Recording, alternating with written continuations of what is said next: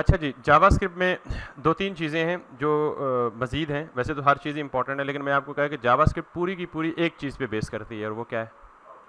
Object. फिर आगे object कभी फंक्शन की शक्ल में आता है, कभी अरे की शक्ल में आता है, और कभी नॉर्मल प्लेन ऑब्जेक्ट होता है जिसमें प्रॉपर्टीज और फंक्शंस होते हैं।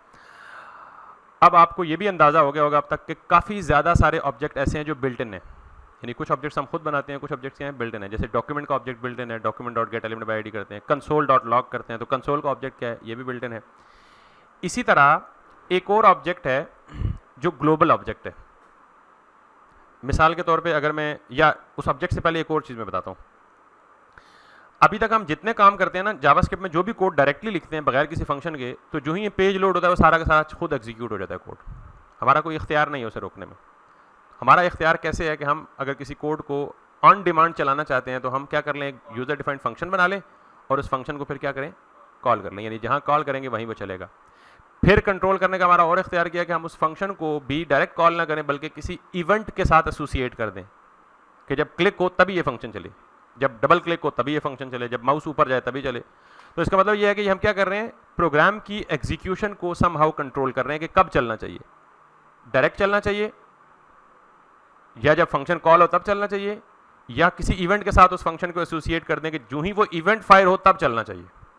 तो इसका मतलब इवेंट्स बहुत तरह के होते हैं, कुछ माउस के इवेंट्स होते हैं, कुछ कीबोर्ड के इवेंट्स होते हैं, वो सारे मैंने जिक्र कर लिए हैं, या कुछ मोस्टली जिक्र कर लिए। अब एक ऐसा सिनेरियो भी है कि हम ये चाहते हैं कि हमारे पेज पे कोई भी चीज़ जो ही ये पेज लोड हो, पेज लोड होने के कुछ टाइम के बाद वो अपीयर हो। मिसाल के तौर पे मैं चाहता हूँ जी, मैं आपको ना एक अलर्ट देता हूँ, अलर्ट, और मैं कहता हूँ जी ये अलर्ट है हेलो। अब मैं जो ही पेज रिफ्रेश करूँगा तो बगैर किसी हिलो हुज्जत के फ़ौरन ये चल जाएगा, ऐसे ही है। और फ़ौरन चलना का मतलब ये है कि फ़ौरन अलर्ट छोड़ जाएगा। मैं चाहता हूँ कि मेरा कोई ऐसा मैसेज है या ऐसा पैगाम है कि जो ही कोई बंदा मेरी वेबसाइट ओपन करे तो वेबसाइट के ओपन करने के 5 सेकंड के बाद उसे कोई मैसेज मिले, वेबसाइट ओपन करने के 5 सेकंड बाद उसे मैसेज मिले। तो इसका मतलब ये है कि मैं किसी फंक्शनैलिटी को क्या करना चाहता हूँ, 5 सेकंड तक डिले करना चाहता हूँ। क्या करना चाहता हूँ? जावास्क्रिप्ट में एक फंक्शन है, वो अगेन बिल्ट इन है, और उस फंक्शन का नाम है सेट टाइम आउट, ठीक। और आपको ये भी पता है कि कोई एक फंक्शन दूसरा फंक्शन बतौर पैरामीटर भी ले सकता है। तो इस फंक्शन में मैं एक दूसरा फंक्शन पास करता हूँ, और आपको पता है जब एक फंक्शन में दूसरा फंक्शन बतौर पैरामीटर होता है तो उसका नाम नहीं होता, वो एनोनिमस फंक्शन होता है। ये जो आपका सेट टाइम आउट का फंक्शन है ना, ये 2 पैरामीटर लेता है। पहली बात तो ये कि बिल्ट इन फंक्शन है, ये 2 पैरामीटर लेता है। पहला पैरामीटर ये एक फंक्शन लेता है, और दूसरा पैरामीटर ये टाइम लेता है। मैंने यहाँ पे दिया है 5000। ये जो टाइम दिया जाता है ना, ये मिली सेकेंड में दिया जाता है। आपको पता है 1 सेकेंड में 1000 मिली सेकेंड्स होते हैं, तो 5000 का मतलब क्या है, 5 सेकेंड्स, ठीक है। तो सेट टाइम आउट 2 पैरामीटर लेता है। अब मैं ये अलर्ट का जो फंक्शन है मैं यहां से कट करके इसके अंदर लिख देता हूं। तो सेट टाइम आउट का फंक्शन क्या करता है, ये अपने अंदर आने वाले फंक्शन की एग्जीक्यूशन के लिए इंतजार करता है। कितने सेकंड, जितने यहां आपने दिए होते हैं, 5 दिए हैं, 10 दिए, तो अब ये अलर्ट, सॉरी नहीं सेकंड में नहीं, ये मिली सेकंड में लेता है, ठीक है। तो अब अगर मुझे चाहिए कि मैं हेलो पेज लोड होने के कितने सेकंड बाद प्रिंट कराऊं, 5 सेकंड बाद, तो लेट्स सी, मैंने इसे सेव किया और वापस यहाँ पे आया, और यहाँ इसे रिफ्रेश करें और बैठ जाएं, देखते रहें। 5 सेकंड के बाद खुद ब खुद अलर्ट आ जाएगा विच इज़ हेलो। तो इसका मतलब ये है कि जब भी हमें कोई फंक्शनैलिटी डिले करवानी हो तो उसका डिले हम कैसे इंट्रोड्यूस करवा सकते हैं, हेलो करने के बाद, सॉरी सेट टाइम आउट के बाद। तो सेट टाइम आउट एक बिल्ट इन फंक्शन है। अब मैंने जब कहा है कि जावास्क्रिप्ट में सब कुछ ऑब्जेक्ट है, तो ये जो फंक्शन है ये भी ऑब्जेक्ट का पार्ट होना चाहिए ना, सेट टाइम आउट। तो याद रखिएगा कि जब भी किसी फंक्शन के साथ या किसी मेथड के साथ कोई ऑब्जेक्ट ना लगा हो तो नॉर्मली वो किसका पार्ट होते हैं, एक ग्लोबल ऑब्जेक्ट होता है जिसे हम बोलते हैं विंडो। किसे हम क्या बोलते हैं, तो नॉर्मली अक्सर फंक्शंस के साथ जब कोई ऑब्जेक्ट ना लिखा हो तो मोस्टली वो किसका पार्ट होते हैं, विंडो का पार्ट होते हैं। और विंडो ऑब्जेक्ट पता है किसको रिप्रेजेंट करता है, ये जिसको मैं हिला रहा हूं ना, ये पूरी विंडो है। इस पूरी विंडो की इंफॉर्मेशन किस में पड़ी होती है? विंडो के ऑब्जेक्ट में पड़ी होती है।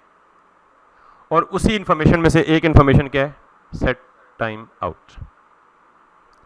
बात समझ आ गई है? तो सेट टाइम आउट यूज किस लिए होता है ये भी समझ आ गया?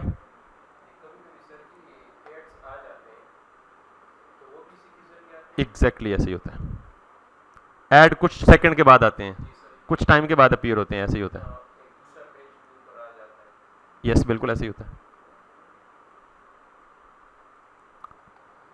तो ये बात समझ आ गई है सबको?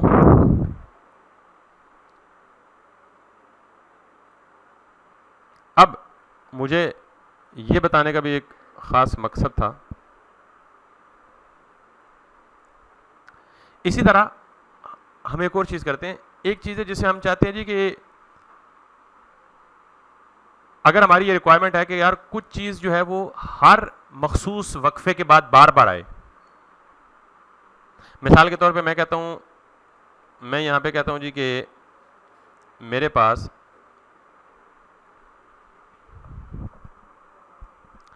मैं एक कंसोल लगा लेता हूं, इसको मैं रेप्लिकेट कर लेता हूं, और अब मैं चाहता हूं कि मेरा ये जो मैसेज है लॉग के, ये मैसेज 5 सेकंड के बाद ना आए बल्कि हर 3 सेकंड के बाद बार बार आए, हर 3 सेकंड के बाद। तो उसके लिए मैं सेट टाइम आउट की बजाय क्या करूंगा? Set time interval. एक और फंक्शन है विंडोज में, सेट टाइम इंटरवल। यस, ये बाकी चीज वही है कि पहला पैरामीटर लेगा फंक्शन, दूसरा पैरामीटर लेगा टाइम। तो अगर इसे मैं 3000 कर दूंगा तो अब ये जो के का मैसेज है ये हर 3 सेकंड के बाद क्या होगा? डिस्प्ले होगा। Let's see it. यहां देखिएगा 3 सेकंड गुजरे ये, 5 सेकंड गुजरे तो ये, फिर 3 सेकंड गुजरे तो ये, 5 सेकंड। अब उसको मैंने वन टाइम ओके कर दिया तो वो दोबारा ऊपर तो नहीं गया। अब ये हर 3 सेकंड के बाद क्या हो रहा है? किधर? अलर्ट पे। अलर्ट पे आपका देखें एक दफा कोड चला, ये वाला कोड चल के मैंने ओके प्रेस किया, कोड आगे आ गया। अब ये इससे बाहर ही नहीं निकला, वापस ऊपर क्यों जाएगा? वो एक दफा चल के नीचे आ चुका है ना। तो अब ये इसी के अंदर घूम रहा है बार बार। बात समझ आ गई है? अब अक्सर जगहों पे आपने ये देखा होगा, मैं इसकी एक प्रैक्टिकल यूज दिखाता हूं कि अगर मैं ये काम कर दूं, let's see, let count equals to 10, और मैं ये कह दूं जी कि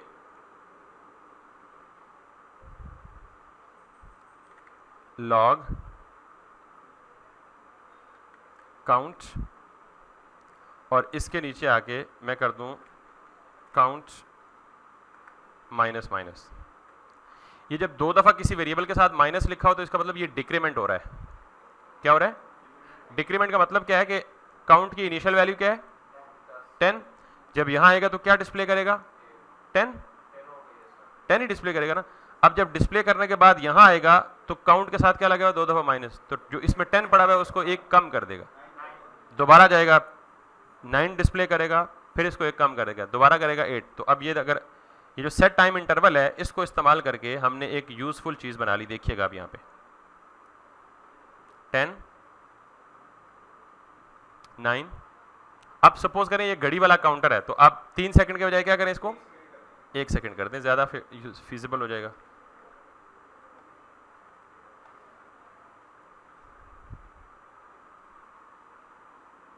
ठीक।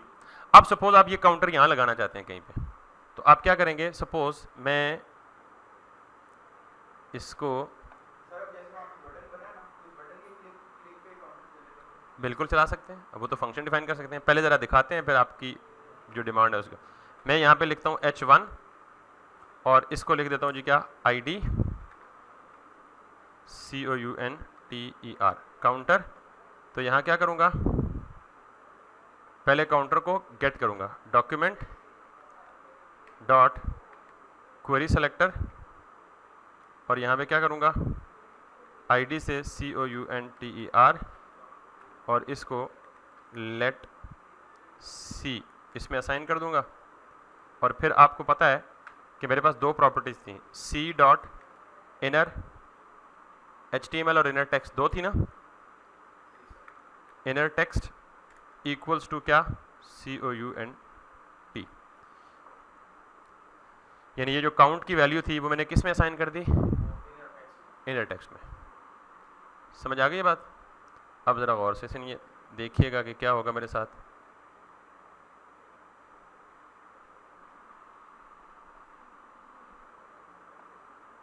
है ना इंटरेस्टिंग बात? अब ये हमेशा चलता रहेगा, तो मैं लिमिट दूंगा कि जब ये 0 हो तो दोबारा रीस्टार्ट हो जाए, दोबारा 10 से स्टार्ट हो जाए।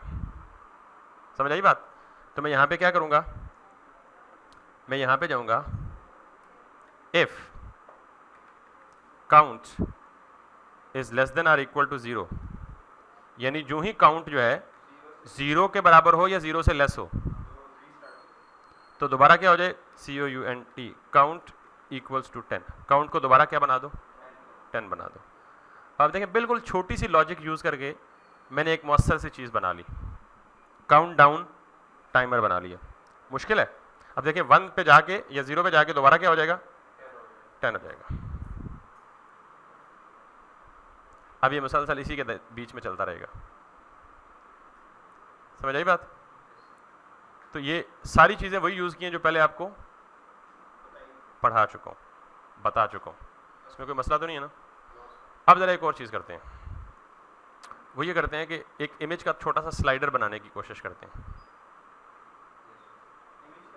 हाँ, जैसे इमेज, जैसे बूटस्ट्रैप के नहीं चल रहे होते इमेज स्लाइड पे, वो बनाने की कोशिश करते हैं। तो उसके लिए हमें क्या चाहिए होगा, हमें लेट सपोज 4 इमेज चाहिए या 3 इमेज चाहिए। ये मैं इसको कमेंट कर देता हूँ, या उसको हम बनाते हैं। अभी एक और काम थोड़ा सा कर लेते हैं जो इंपॉर्टेंट है। आपको ये अंदाजा हो गया है कि हमारे पास एक ग्लोबल ऑब्जेक्ट होता है, ठीक। अब नॉर्मली जैसे आपने पढ़ा ना, on click, on double click, on mouse over, ये सारे क्या है, इवेंट हैंडलर्स है ना। और ये किसके इवेंट्स हैं, माउस के इवेंट्स। इसी तरह कीबोर्ड के भी इवेंट्स होते हैं, ऑन की प्रेस, ऑन की अप। इसी तरह कुछ इवेंट्स ऐसे भी होते हैं जो विंडोज से या डॉक्यूमेंट से एसोसिएटेड होते हैं। मिसाल के तौर पे मेरे पास एक होता है ऑन लोड। ऑन लोड का मतलब ये है कि जरा गौर से देखिएगा, मैंने कहा जी window dot on load equals to function. ये फंक्शन कब चलेगा, जब विंडो लोड होगी। ये फंक्शन कब चलेगा, जब विंडो लोड होगी। मिसाल के तौर पे इसमें अगर ये सारा कुछ कमेंट कर दूं,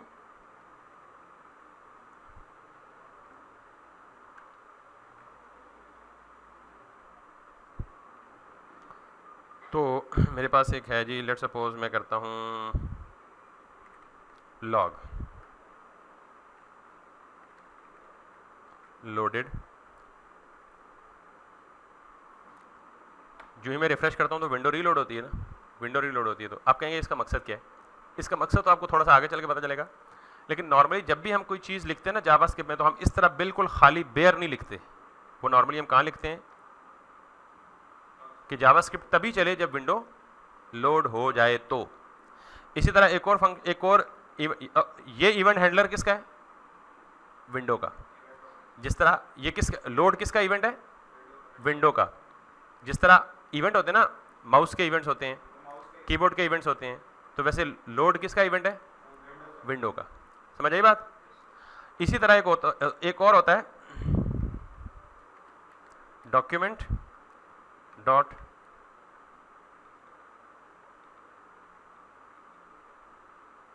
ऑन लोड। मुझे कोई बता सकता है कि डॉक्यूमेंट और विंडो में क्या फ़र्क है? अगर मैं इसमें लिखूं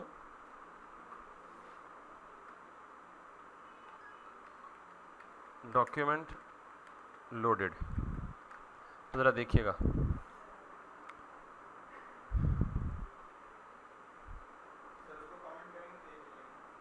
नहीं ये ज़रूरी नहीं है।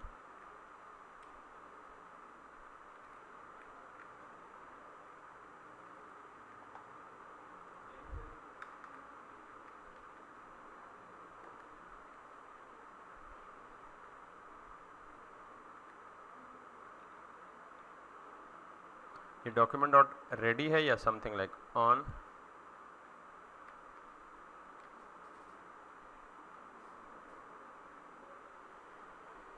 Late me check.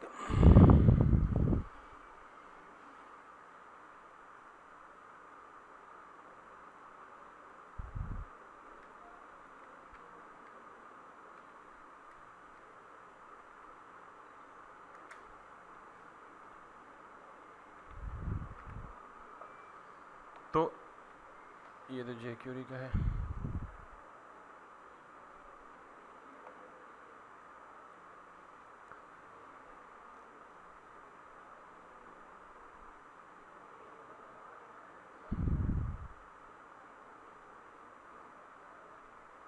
Okay, it's ready state है खालिबा,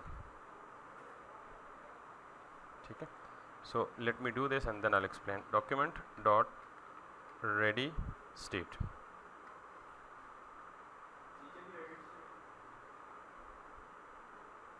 हाँ वो ज़ाहिर है रेडी स्टेट जाएगा।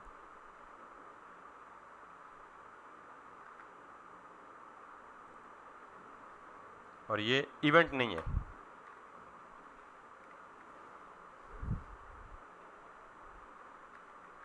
एक बड़ी इंपॉर्टेंट चीज़ बताने लगा हूँ इसलिए मुझे ये ज़रूरी है।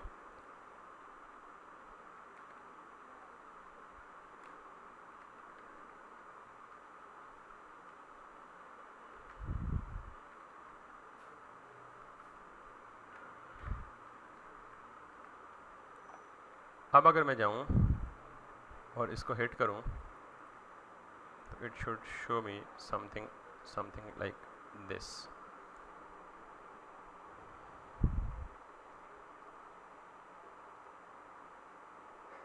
ओके, ये काम नहीं कर रहा। I think I am missing something, लेकिन आई वाज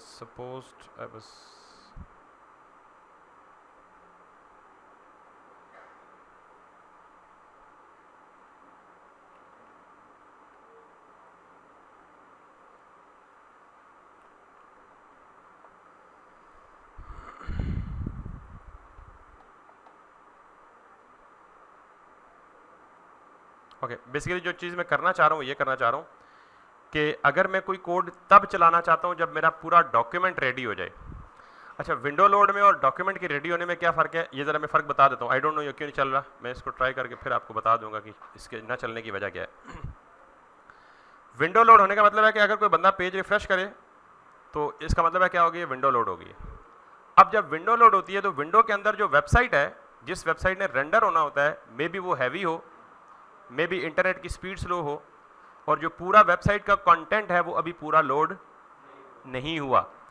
तो डॉक्यूमेंट डॉट रेडी स्टेट का मतलब ये है, विंडो लोड का मतलब है सिर्फ विंडो लोड हो गई है, अंदर वेबसाइट शो हुई या नहीं हुई है उसका उससे कोई ताल्लुक।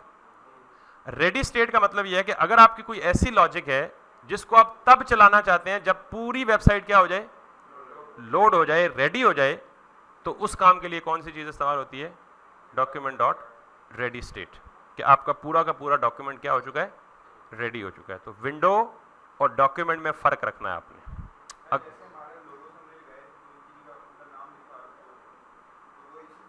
एग्जैक्टली रेडी स्टेट के बाद, ठीक है। तो बेसिकली रेडी स्टेट का मतलब ये होता है कि आपका डॉक्यूमेंट जो है वो फुली लोड हो चुका है and everything is now ready. अब आप जावास्क्रिप्ट या कोई कैलकुलेशन करना चाहते हैं तो वो क्या करें, परफॉर्म करें। वरना ऐसा होता है अक्सर कि आधा डॉक्यूमेंट आपका लोड होता है और आधा लोड नहीं होता और आप कोई स्क्रिप्ट चला देते हैं, और वो स्क्रिप्ट डिपेंड करता है आपके यूआई पे। आपका यूआई पूरा लोड ही नहीं हुआ तो आपका स्क्रिप्ट पहले चल गया तो क्या हो जाएगा, मैसअप हो जाएगा। ठीक होगी बात। और एक और चीज़, बल्कि इतनी चीज़ें बहुत है फिलहाल, क्योंकि हमारा ऑलरेडी डॉक्यूमेंट और रेडी स्टेट काम नहीं किया तो फिर मज़ीद चीज़ें इसके बारे में बता के कंफ्यूज नहीं करना चाहता। तो अब एक और चीज़ है, लास्ट टाइम मैंने आपको एक चीज़ शो दिखाई थी कि जब मैं स्क्रॉल कर रहा था तो एक खास स्क्रॉल पोजीशन पे जाके क्लास ऐड हो रही थी और एक खास स्क्रॉल पोजीशन पे जाके क्लास क्या हो रही थी, रिमूव हो रही थी। ज़रा अब वो देखिएगा। अब आप समझ चुके हैं ना डॉक्यूमेंट डॉट रेडी स्टेट क्या है और विंडो डॉट ऑन लोड क्या है। इसी तरह window dot on resize function भी है। ऑन रीसाइज क्या है, ज़रा एक दफ़ा ये भी देख लें कि मिसाल के तौर पे देखें, मैं क्या कर रहा हूँ, विंडो को रीसाइज कर रहा हूँ ना। तो बाज़ औक़ात मुझे जावास्क्रिप्ट में ऐसा भी पॉसिबल है कि मुझे डिटेक्ट करना है कि जब विंडो रीसाइज हो तो मुझे कोई एक्शन परफॉर्म करना है। या मुझे यूजर को विंडो के रीसाइज से रोकना है कि यूजर रीसाइज ना कर सके, तो कैसे करेगा? पहले तो उसके रीसाइज वाली प्रॉपर्टी को एक्सेस करना होगा ना। तो उसके लिए एक फंक्शन अवेलेबल है। ये काफ़ी सारे फंक्शन मैंने बहुत अरसा हो गया यूज़ नहीं किया, तो इसलिए मैं सिंटैक्स थोड़ा बहुत शायद माइट बी डिस्टर्ब हो, अदरवाइज फंक्शनैलिटी पे आप फोकस रखिएगा। ऑन रीसाइज, तो जब ऑन रीसाइज होगा तो इसका मतलब ये है कि जब भी ये फंक्शन रीसाइज होगा, जब भी विंडो रीसाइज होगी तो ये फंक्शन ट्रिगर हो जाएगा, ये फंक्शन। और ये फंक्शन ट्रिगर होकर क्या करे? फिलहाल मैं कह रहा हूँ कि सिर्फ क्या करे, लॉग करे, और लॉग करके you are resizing the window. Let's see. So if I now go back, sorry, not go back, in fact go to the browser, and if I now resize it, can you see this? You are resizing. कितनी दफ़ा? 12 दफ़ा, क्योंकि जो मैं resize करता आया हूँ वो मैसेज। अब मैंने आपको एक चीज़ ये भी बताई है कि जब भी आप इवेंट हैंडलिंग करते हैं, पता नहीं आपको बताइए किसी और क्लास को बताइए, तो हमारे पास एक इवेंट का ऑब्जेक्ट थ्रो होता है, इवेंट का ऑब्जेक्ट मिलता है, यानी यहाँ पे एक पैरामीटर हमें खुद ब खुद इवेंट दे देता है, प्रोवाइड कर देता है। इस इवेंट के ऑब्जेक्ट में बहुत सारी इन्फॉर्मेशन हमें मिलती है। अभी सिर्फ देख लें, ज़रूरी नहीं है कि आपको ये पूरी तरह समझ भी आए। उस इवेंट के ऑब्जेक्ट में क्या क्या इन्फॉर्मेशन मिलती है हमें, ये इतनी सारी इन्फॉर्मेशन।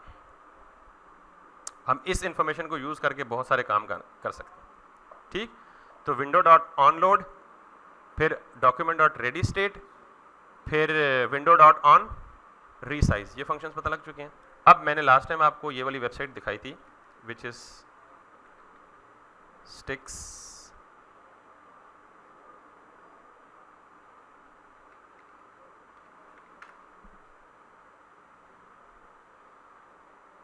अब जाहिर है इस वेबसाइट पे जो भी काम हो रहा है इंटरेक्टिविटी के पॉइंट ऑफ व्यू से, वो किस में हो रहा है? जावास्क्रिप्ट में यूज़ हो रहा है। तो अगर आप इसकी जावास्क्रिप्ट देखना चाहें तो कहाँ होगी? कहीं ना कहीं बॉटम पे लगी होगी, क्योंकि जावास्क्रिप्ट मैंने कहा रिकमेंडेड वे क्या है, बॉटम में लगी होती है। ये आखिरी जावास्क्रिप्ट हमारी है जो कस्टम है। इसमें आप देखें ये क्या लगा हुआ है, window dot on load, document dot ready, ये बेसिकली जे क्यूरी है, लेकिन आपको अभी जे क्यूरी नहीं पता तो, और ये है विंडो डॉट ऑन रीसाइज। इसी तरह एक और प्रॉपर्टी है जिसको क्या कहते हैं, विंडो डॉट स्क्रॉल। तो इसका मतलब ये है कि हमारे पास एक और फंक्शन अवेलेबल होना चाहिए, कौन सा? स्क्रॉल। अगर मैं इसको कमेंट कर दूं और इस पे आऊं तो मैं यहाँ पे कहूँगा जी विंडो डॉट ऑन स्क्रॉल, और मैं कहता हूँ कि जब भी विंडो स्क्रॉल हो तो क्या हो, ये फंक्शन ट्रिगर हो जाए। और इस फंक्शन में फिलहाल क्या हो, सबसे पहले आप लॉग करके चेक कर लिया करें ताकि आपको कोई एरर आए तो, ठीक है। स्क्रॉलिंग। अब मैं जो ही जाऊंगा यहाँ पे और इसको करूंगा तो पहली बात यह है कि यहाँ स्क्रॉल है ही नहीं, तो हम क्या करेंगे, इंटेंशनली आर्टिफिशियली स्क्रॉल क्रिएट करेंगे। कैसे स्क्रॉल क्रिएट करेंगे? ताकि हमें पता लगे ना स्क्रॉल हमारा काम कर रहा है या नहीं कर रहा। सो मैं पी लिखता हूँ और वैसे डमी सा टेक्स्ट लिख देता हूँ बहुत सारा, ताकि जस्ट मुझे स्क्रॉल आ जाए। अब देखिएगा जब स्क्रॉल करूंगा, देख रहे हैं, तो इसका मतलब यह है कि हम विंडो का लोड भी डिटेक्ट कर सकते हैं, विंडो की रीसाइजिंग को भी डिटेक्ट कर सकते हैं, विंडो के स्क्रॉल को भी डिटेक्ट कर सकते हैं। और तुसी पूछना जी डिटेक्ट करने का की मकसद है, डिटेक्ट करके केड़ा सी को कंट्रोल कर, अभी कंट्रोल ही करेंगे ना। डिटेक्ट करने का, कंट्रोल करने का पहला स्टेप क्या है कि हम उस चीज को डिटेक्ट कर सकें। अब स्क्रॉल हो रहा है, देखिएगा अब मुझे ये पता करना है कि जो स्क्रॉल की प्रॉपर्टीज हैं वो कौन कौन सी हैं। तो अब मुझे जुबानी प्रॉपर्टीज याद नहीं है, तो आप ये देखें, ये नजर आ रहा है आपको, स्क्रॉल बाय, स्क्रॉल टू, ये मैं वही W3 स्कूल पे हूं। अगर आपको नहीं पता तो आप सिंपली क्या करें, आपको नहीं पता स्क्रॉल की कौन कौन सी प्रॉपर्टीज हैं, तो आपने सिंपली क्या करना है, विंडो स्क्रॉल इन जावास्क्रिप्ट। आपको W3 स्कूल में जाएंगे तो सारी प्रॉपर्टीज बता देगा कि कौन कौन सी प्रॉपर्टीज अवेलेबल हैं, ठीक है। लेट्स सी, देखें, window dot scroll to, scroll to का मतलब क्या है, ये एक्स और वाई दो पोजीशन देता है, सॉरी एक्स और वाई नहीं, scroll the document to the horizontal position to the 500x। हाँ, पहली एक्स एक्सिस दूसरी वाई एक्सिस, अगर आप दो स्क्रॉल है, हमारे पास तो एक ही स्क्रॉल है ना, तो अगर आप ये चीज देंगे तो आपकी विंडो बाय डिफॉल्ट 500 पिक्सल तक क्या हो जाएगी, स्क्रॉल हो जाएगी। स्क्रॉल टू सॉरी स्क्रॉल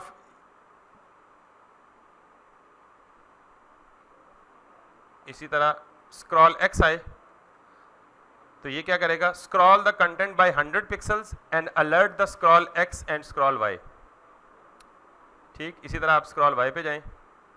मैं आपको ज़रा एक चीज़ जो थोड़ी सी मीनिंगफुल है ज़रा वो निकाल के बता देता हूँ। लेट्स सी,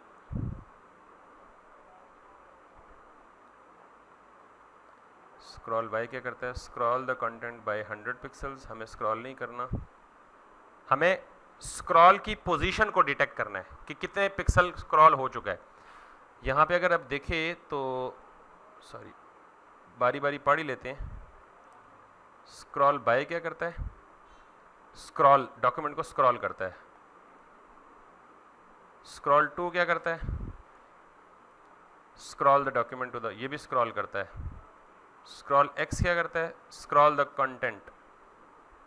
अच्छा, आपको अंदाजा हुआ है, पिछला था स्क्रॉल द डॉक्यूमेंट, ये क्या है, स्क्रॉल द कंटेंट, क्योंकि आपके किसी कंटेंट पे भी स्क्रॉल इंट्रोड्यूस हो सकता है। मैंने जैसे कहा था ओवरफ्लो हिडन करके स्क्रॉल वाई ऑटो कर दें। तो डॉक्यूमेंट का स्क्रॉल कैसे रीड करना है, और एक चीज़ जो मैं जिस पे पहुंचना चाह रहा हूं, I am not still there,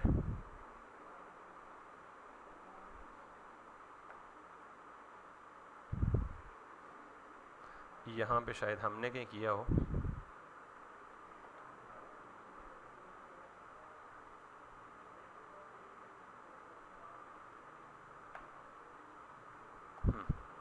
let's see,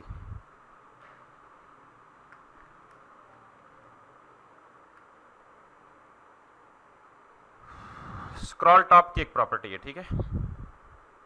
अब इससे एक चीज़ ये भी साबित हो रही है कि आपको ज़रूरी नहीं है कि जावास्क्रिप्ट सारी आती हो, आपको सिर्फ जावास्क्रिप्ट का फ्लो पता हो, बाकी सब कुछ आप नॉर्मली गूगल से देख सकते हैं, ठीक है। सो मैंने कहा जी कि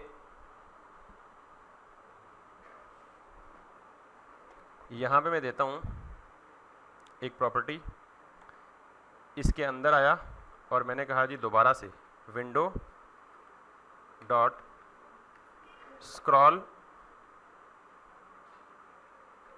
टॉप। अब प्रॉब्लम यह है कि हमारे यहाँ स्क्रॉल टू, सिर्फ स्क्रॉल देखते हैं क्या देता है, log this. So let's see, if I come back, if I refresh the page, तो अगर मैं यहाँ पे जाऊँ तो मुझे एक ऑब्जेक्ट देता है which is scroll. This is not still required.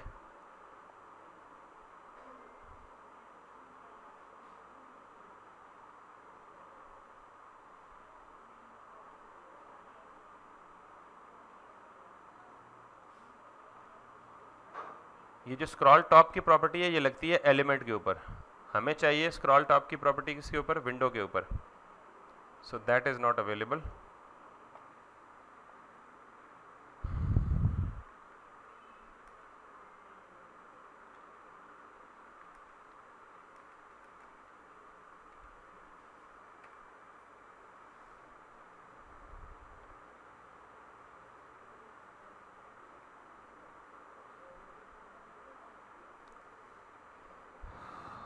हम ढूंढ रहे हैं, दोबारा रिज्यूम कर देता हूँ। तो मैंने सिंपली ऑफ द लाइन यही किया कि मैंने इस स्निपेट को रिप्लेस कर दिया विद दिस स्निपेट, और इसके अंदर मैंने दिस डॉट स्क्रॉल वाई इसको डिटेक्ट किया, और यहाँ दिस से मुराद आप ये भी कर सकते हैं अगर आप दिस से कंफ्यूज हो रहे हैं तो विंडो डॉट स्क्रॉल वाई, और एहतियातन पहले इसको भी लॉग करके चेक कर लें if it works with the window, क्योंकि लॉग पे मैं इसलिए बहुत ज़्यादा रिलाई करता हूँ कि बजाय इसके कि बाद में एरर आए और मैं स्टक हुआ फिरूँ और मैं लाइन ढूंढूँ कि कहाँ एरर आ रहा है, तो पहले ही हर लाइन को क्या कर लें, वन बाय वन स्क्रॉल करके डिटेक्ट कर लें। So if I now click on this, तो आप ये देख रहे हैं कि जो ही मैं स्क्रॉल अप और डाउन कर रहा हूँ ये मुझे अमाउंट ऑफ पिक्सल्स, जितने पिक्सल स्क्रॉल हुआ है वो मुझे डिटेक्ट करके बता रहा है। सो अब मैं वापस यहाँ हूँ, तो ये मैंने दिस को विंडो से रिप्लेस कर दिया। तो विंडो आपको पता है ग्लोबल ऑब्जेक्ट है और विंडो के ऊपर प्रॉपर्टी अवेलेबल है क्या, स्क्रॉल वाई की। नाउ मैं ये करना चाह रहा हूँ कि अगर ये जो स्क्रॉल की अमाउंट है, यानी जितने पिक्सल स्क्रॉल हुआ है, ये बन जाए ग्रेटर देन 500। मुझे 1 मिनट दीजिएगा।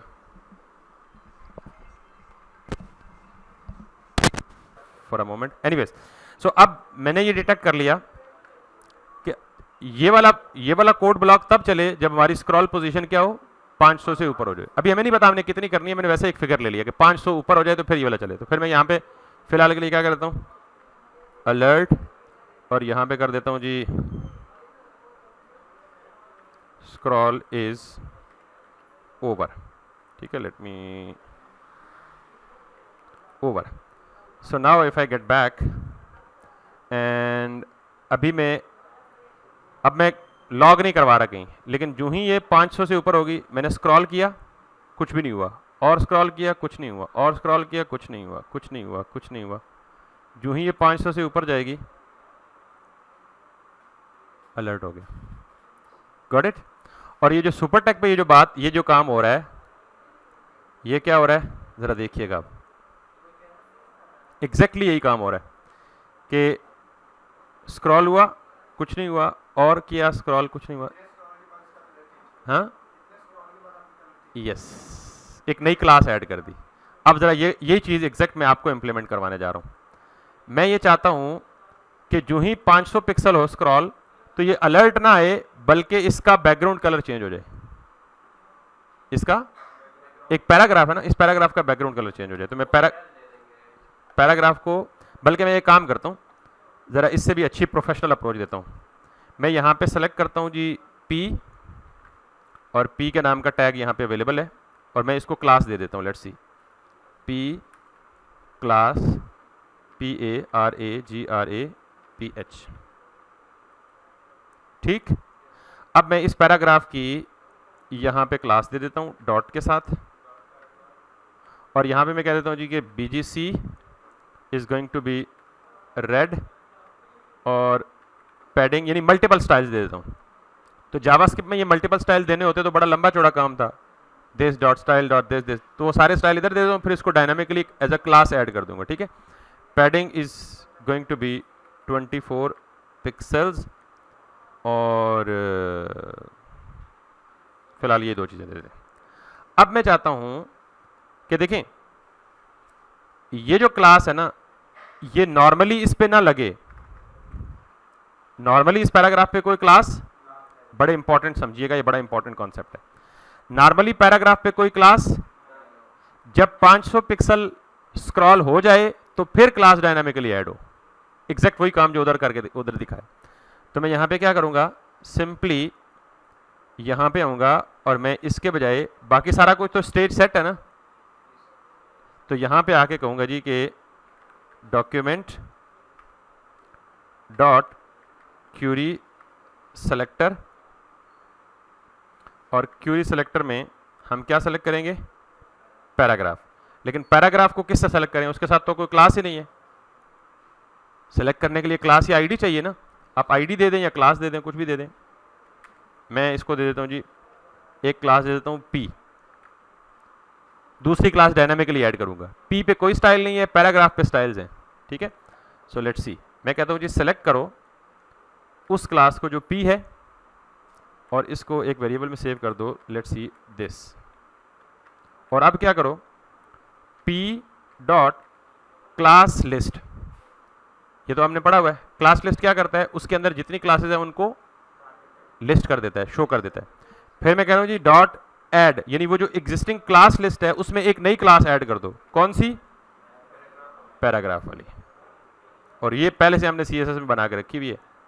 So if I am कॉपिंग this and paste it in here, that's it. अब ये क्लास कब ऐड होगी, जब स्क्रॉल 500 से अबव होगा। ठीक है, सो नाउ नो क्लास यानी no background colour, no padding. जो ही ये 500 से ऊपर जाएगी, ठीक।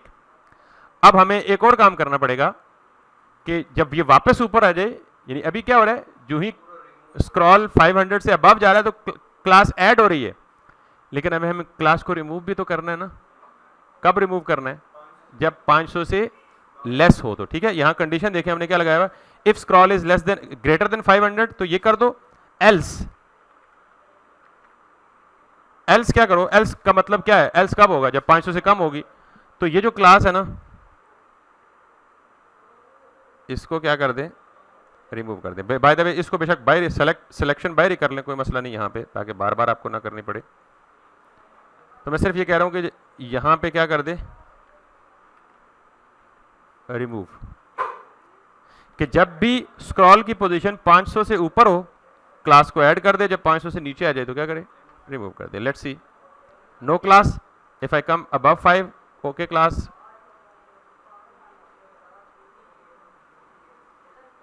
तो ये मैंने एक फीचर किया, आप इसके साथ कुछ भी खेल खेल सकते हैं। आज की जितनी काम भी मैंने किए ना, सेट टाइम आउट बताया है, सेट टाइम इंटरवल बताया है, क्लास ऐड करना बताया है, स्क्रॉल पोजीशन डिटेक्ट करना बताया है, विंडो की लोड डिटेक्शन बताई है, ये बहुत इंपॉर्टेंट है और तकरीबन हर प्रोफेशनल प्रोजेक्ट में ये चीजें यूज होती हैं। बात समझ आ गई है? तो कल से हम इंशाल्लाह प्लग इन इंटीग्रेशन शुरू करेंगे। एक और छोटा सा कॉन्सेप्ट है जो मेरे जहन में है, वो इंशाल्लाह कल बता के हम डायरेक्ट क्या शुरू करेंगे। ये जाहिर है कल यही काम करना ना, प्लग इन इंटीग्रेशन इसी को बोलते हैं। लेकिन आपको ये बेसिक चीज़ें आनी चाहिए, क्योंकि हर काम प्लग इन नहीं कर सकता, कुछ काम कस्टमाइजेशन के लिए आपको ये भी आना चाहिए।